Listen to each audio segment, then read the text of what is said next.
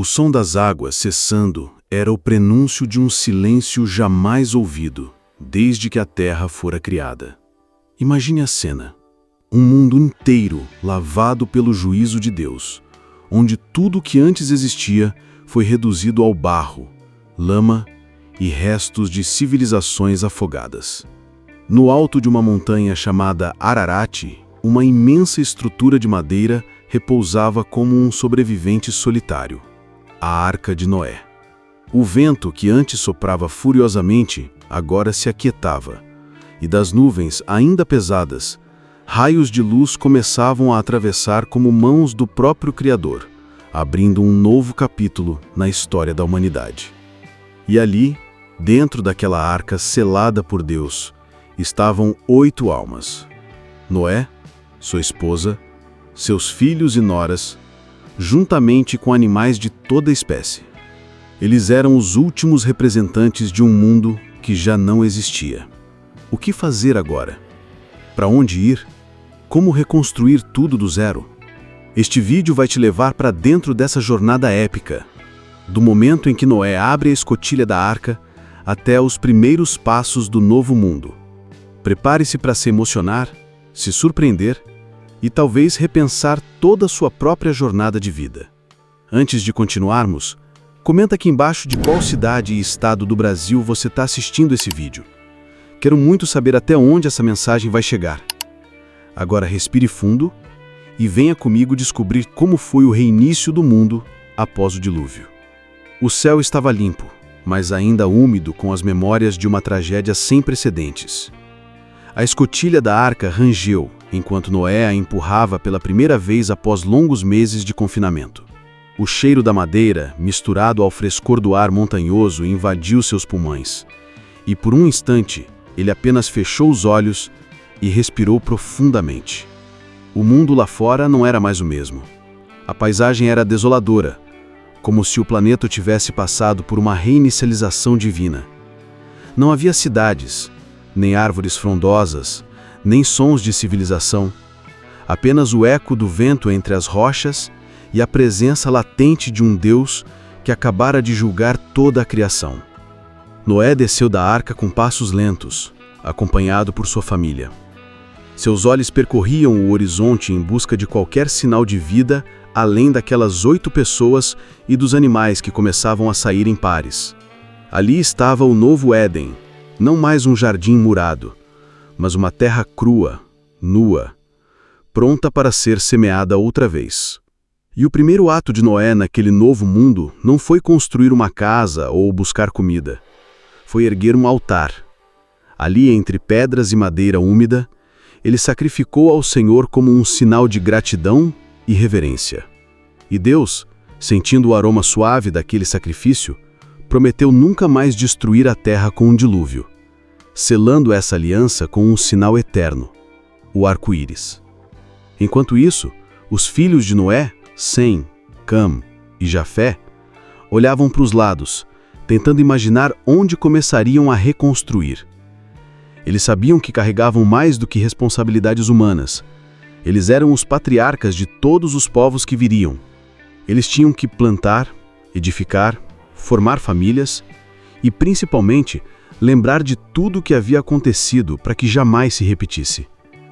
O novo mundo estava em suas mãos, e a história da humanidade teria que ser reescrita com tinta de obediência e páginas de fé. Mas o desafio mal havia começado. O tempo passou. Os céus se abriram em bondade e a terra começou a dar seus primeiros sinais de recuperação. Os animais seguiam seus caminhos instintivamente, formando lares em cavernas, ninhos em rochas, madrigueiras na terra recém-seca.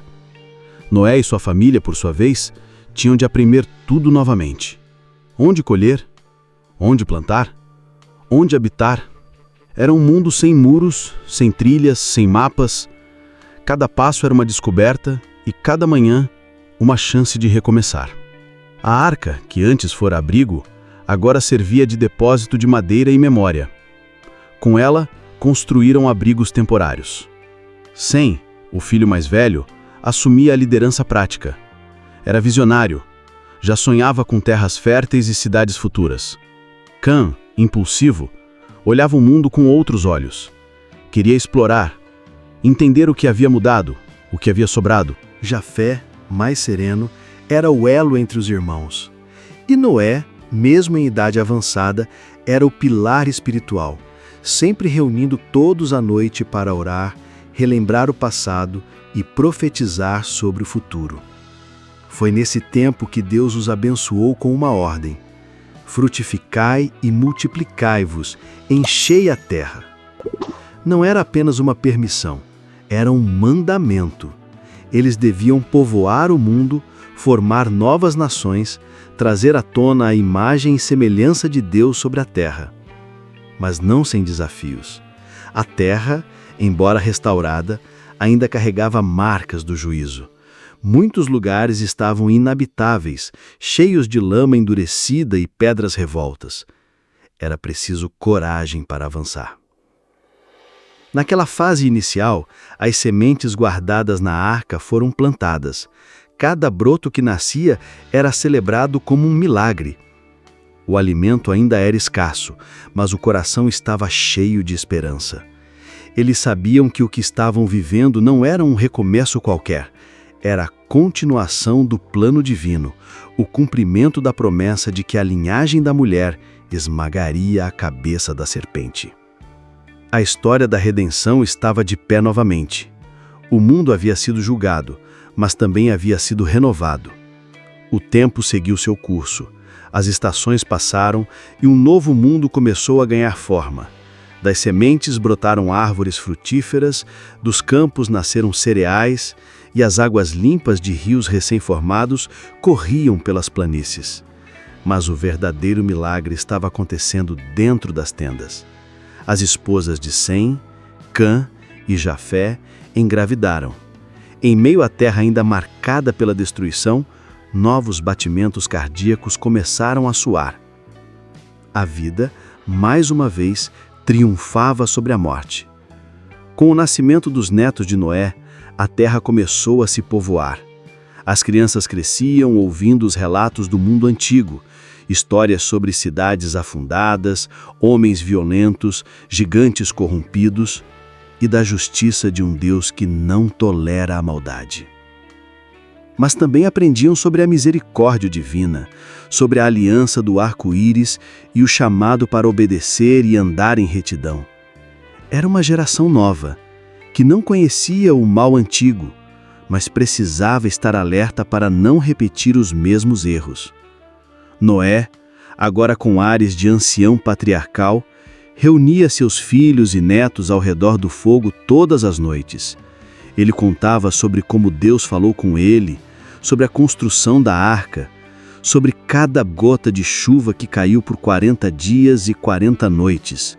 Ele alertava: não esqueçam o que aconteceu. Um mundo sem temor a Deus é um mundo sem futuro. E enquanto a sabedoria fluía de seus lábios, os filhos ouviam com respeito. Eles sabiam que carregavam uma herança sagrada.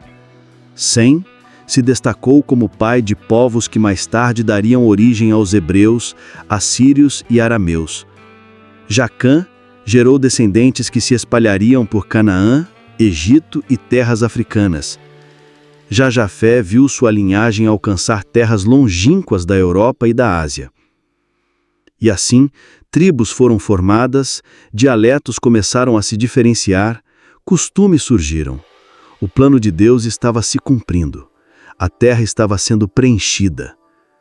Mas junto com o crescimento, a semente da desobediência também começava a germinar novamente.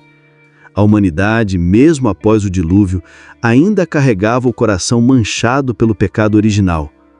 A memória do juízo começava a esfriar e alguns já ousavam agir com arrogância. Mas antes que essa tendência se transformasse em rebelião coletiva, algo maior precisava acontecer. A dispersão ainda estava por vir e a Torre de Babel seria a próxima virada da história. Mas por enquanto, a nova geração desfrutava do privilégio de nascer em um mundo limpo, onde o céu ainda carregava o brilho fresco do perdão e o chão o perfume da renovação. Mesmo em um novo mundo, a velha natureza humana não tardaria a se manifestar. Um episódio marcante e pouco comentado nas pregações modernas aconteceu quando Noé, agora agricultor, plantou uma vinha e colheu seus frutos. Daquela uva nasceu o vinho, e do vinho, a embriaguez. Pela primeira vez vemos um erro cometido por aquele que fora considerado justo entre os homens. Noé embriagou-se e em sua tenda ficou desnudo. Era um momento de fragilidade, um tropeço de um homem de fé, e foi nesse contexto que a prova do caráter dos filhos se manifestou. Cã, ao ver a nudez do pai, não reagiu com honra ou respeito. Ao invés de proteger a imagem de Noé, expôs a sua vergonha. Fez chacota, foi zombador. Esse pequeno gesto revelou algo profundo, um coração que ainda carregava desprezo pela autoridade, pela santidade e pela honra. Quando Sem e Jafé souberam do que havia ocorrido, imediatamente cobriram o pai com um manto, caminhando de costas para não ver sua nudez. Essa atitude não passou despercebida diante de Deus. Ao recobrar a consciência e saber do ocorrido, Noé liberou uma palavra profética sobre cada filho. Para Sem e Jafé, bênçãos. Para Cã, uma maldição. Não sobre ele diretamente, mas sobre seu filho, Canaã. Maldito seja Canaã, servo dos servos será aos seus irmãos. Essa sentença moldaria o futuro de povos inteiros. Canaã viria a ocupar a terra que seria prometida aos descendentes de Sem, através de Abraão. Seria palco de guerras, conquistas e grandes promessas, mas também de grandes resistências espirituais. Esse momento é um alerta poderoso. Mesmo após o juízo do dilúvio, a semente do pecado ainda habitava no coração do homem. O mundo fora purificado, mas o coração humano ainda precisava de redenção.